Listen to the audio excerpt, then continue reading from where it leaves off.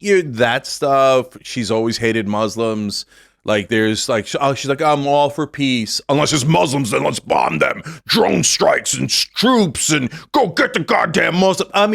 They just all happen to be Muslim countries, and I just happen to be a Hindu nationalist. But like, an unhinged Cenk Uygur unloads on fake lefties on Timpool's Timcast. Cenk Uygur rants and raves about what he deems as fake left-wingers. Cenk Uygur believes he is the final judge on who is a real lefty progressive and who is not. Let's see what Cenk Uygur has to say on Timpool's show.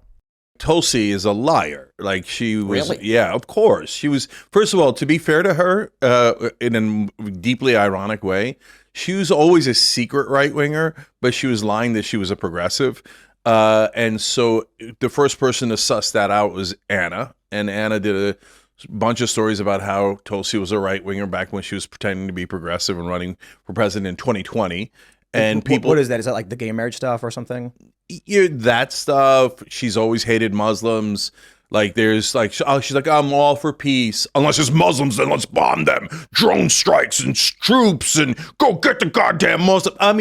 They just all happen to be Muslim countries, and I just happen to be a Hindu nationalist. But it's just random. Didn't Okay. she go to Syria? She was trying to. Yeah, she went to Syria, met with for Bashar peace, right? al-Assad. Nah,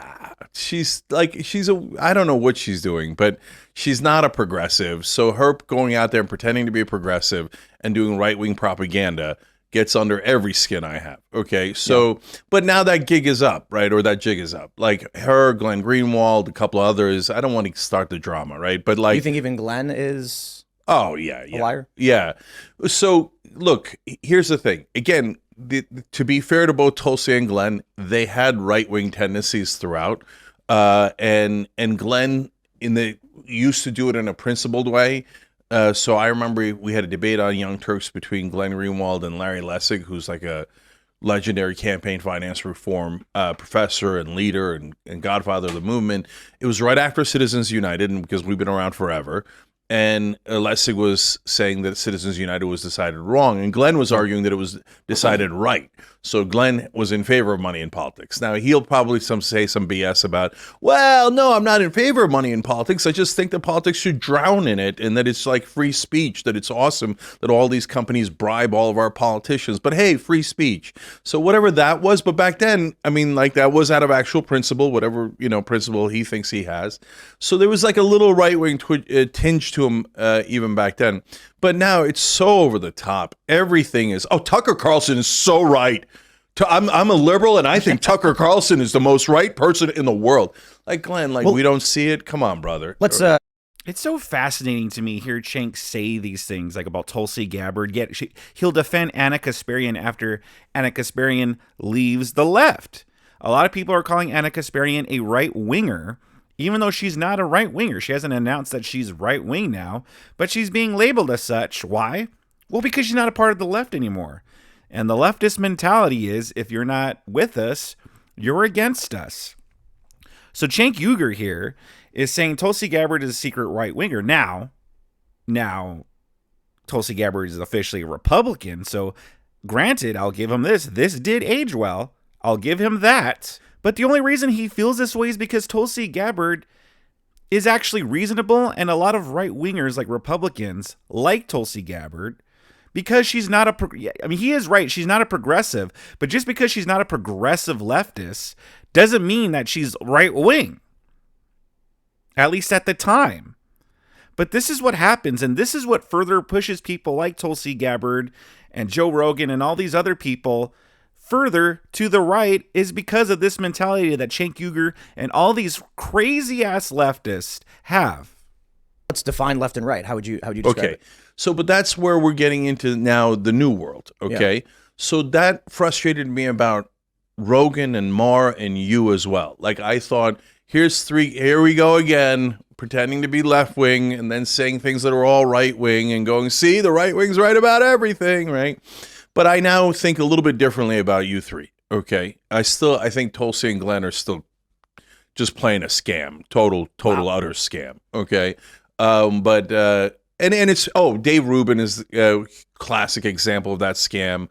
You know, he also had like right wing tendencies a little bit. He like loves anything that's brutal on the Israeli side. He's like, occupation is great, bombing the hell out of the Palestinians is awesome. So he always believed that, even when he was pretending to be a liberal. So, but for like Dave, there's nothing left about him. Nothing. And no one thinks that Dave Rubin is left anymore. And as long as you don't think he's a left winger and you're not running that scam and you just say, okay, you're a right winger, then I have no problems. Then let's debate. It's no big deal, right? I think even he calls himself conservative now. Yeah. He gave up that shtick. But what is left and right in your view? Yeah. So I'm going to get to that through the answer of you, Rogan, and Mar, that new group. Okay.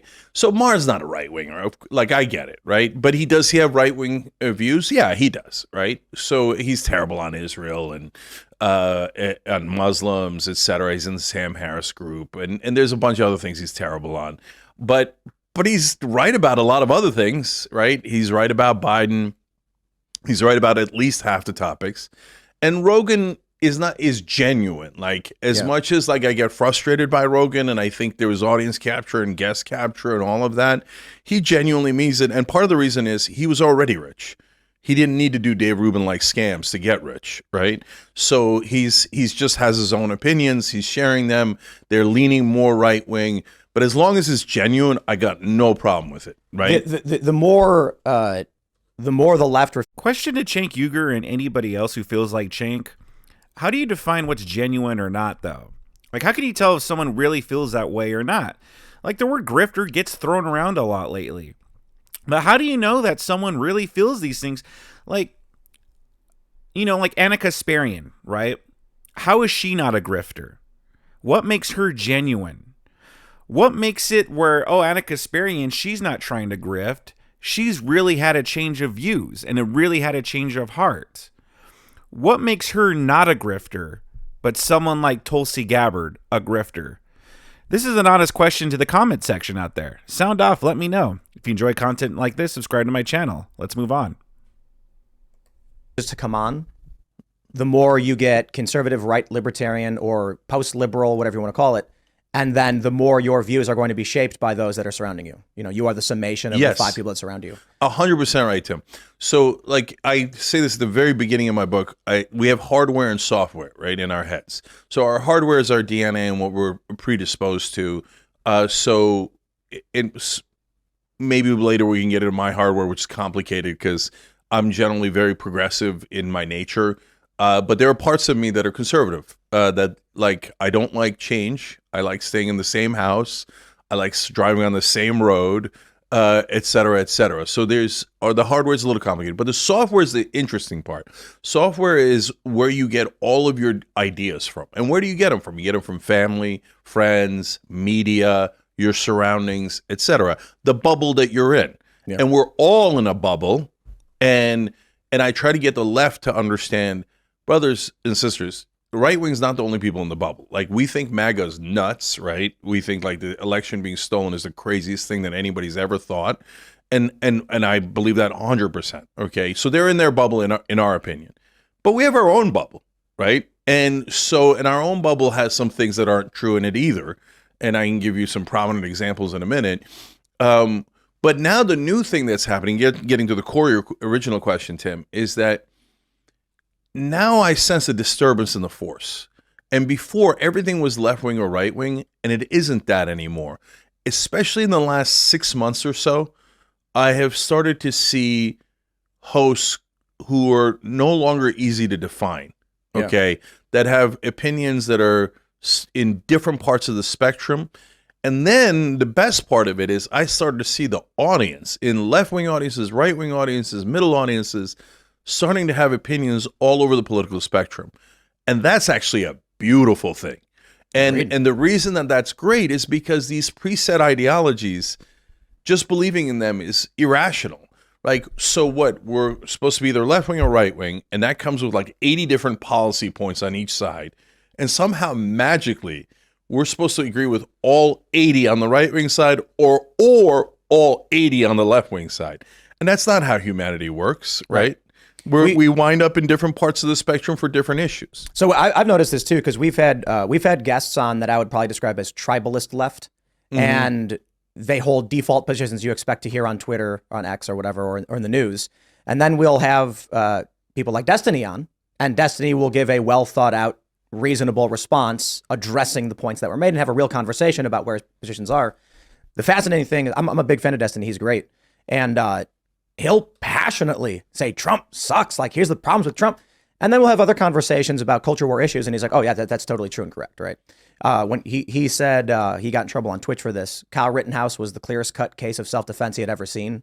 Yeah. And so, that's taboo in the tribal aspect of it. But, I see Destiny as someone, he's just a guy who sees things and forms a moral framework around news, facts, and information.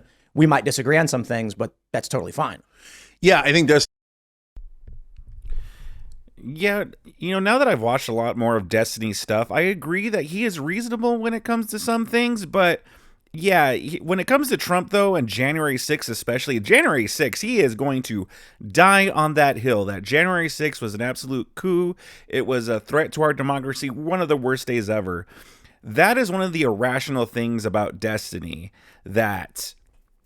I mean, when it comes to politics and culture war, not including his personal life and his marriage decisions. But, when it comes to like politics and culture war stuff, yeah, when it comes to January 6th, that's the one he's really irrational about. Like that's where no changing his mind about it. That was a big deal. That was a big threat. And so that's what kind of ruins it for Destiny, I think. Like, that's his one quirk. Like, his one quirk in his brain that he can't seem to shake. Is a great example of it, actually. And I was on his show too. And so then, even though he's to the right of me on a lot of cultural issues, so this is where the spectrum bends. It doesn't even make any sense. Right. But people in DC would say he's to the left of me on Democratic Party issues. Like, even though I'm running for president on the Democratic side, cenkforamerica.com, but I think Democratic leadership is awful. And Destiny is like such an interesting character and a bit of an avatar for the new paradigm, because he will not agree with the orthodoxy of some of the left, but then he loves Biden, and I think it's hilarious. Like he's genuine about it, so I don't mind at all. Yeah. Right. Remember when they said that Kamala Harris was to the left of Bernie Sanders? Yeah. And then, by the way, then Trump said that she was a Marxist and a communist. Right. Well, let's make up our minds. What they were really saying was that she does not compromise with Republicans. So her voting record is almost more aligned with Democrat Party politics, whereas Bernie Sanders was willing to compromise with anybody to get a bill through, which shows, in my opinion, more reasonable behavior.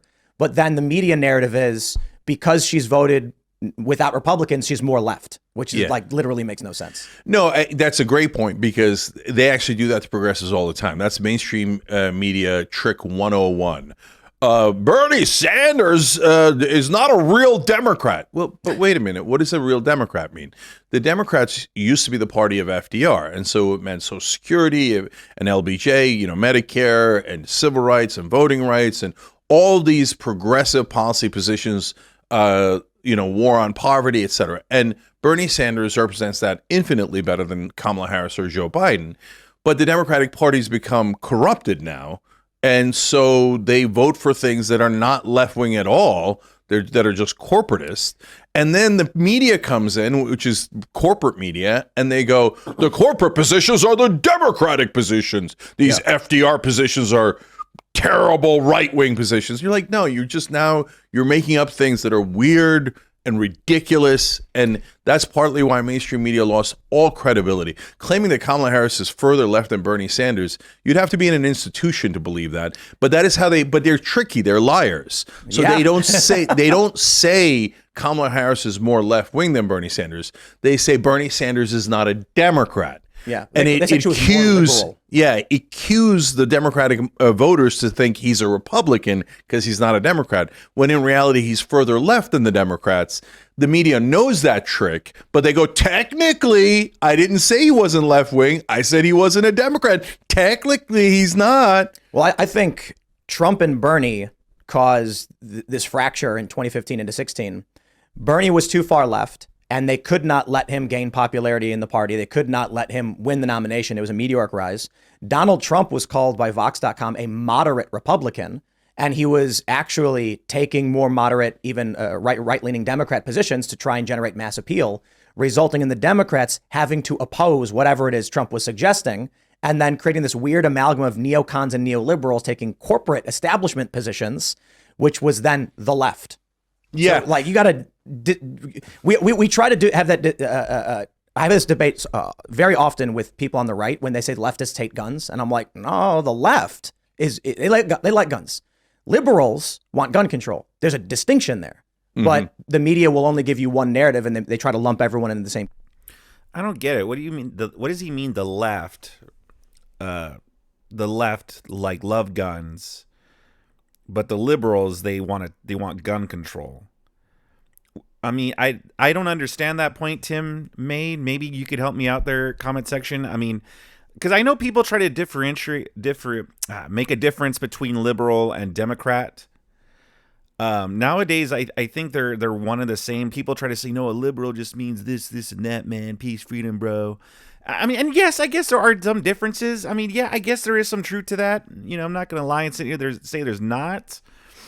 But, I mean, in reality, it's, you know, it's like saying there's a difference between conservative and Republicans. It's like, yeah, there are differences, you know, but it's pretty much mostly the same, you know. Like, not everyone fits 100% into a box. And yes, here the thing, I guess what I'm trying to think of is like the left, yeah, they love guns, but they love the guns for themselves. But they don't love you having a gun, is pretty much the same thing. Yeah, and I guess it's the left that doesn't want guns for the citizens, and the liberals are the useful idiots that will help them carry out that agenda. I guess that's how I see it as. Because the liberals hate guns, the left love guns, but the left doesn't want the people to have guns. And so they use the liberals to pretty much help them carry out the agenda. Yeah, so the phenomenon you described about Trump and opposing Trump is, I think, 95% right. And it really saddens me, sickens me that the Democratic Party has been taken over by neoliberals and neocons. And I mean, just look at MSNBC. It's wall-to-wall former Republicans and intelligence officials and generals and former Republican congressmen. I mean, Nicole Wallace is celebrated, like in D.C., she's the belle of the ball. Nicole Wallace, Trump resistor extraordinaire. Her job was very literally to be the mouthpiece for George W. Bush and Dick Cheney as they were starting the most disastrous wars in U.S. history. How does George W. Bush, how has he recovered his favorability among Democrat voters? You've seen the polls, right? Yeah. And that's what drives me crazy. So Liz Cheney opposes Trump. I think it's courageous, and I appreciate her for it. But I disagree with everything else that she says and does. You don't have to lose your mind and be like, Liz Cheney's now a good guy, and I love Liz Cheney. No. If you give her an opportunity, she'd start the next war in about half a second. Nobody likes the Cheneys, from the left or the right. Nobody likes the Cheneys, not even Cenk Uygur. Congrats to Cenk Uygur for keeping his TDS under control in this video. If you want to see more of Cenk Uygur's unhinged derangedness against Donald Trump, I have a whole playlist for you on the left-hand corner. I got more Tim Pool stuff for you too.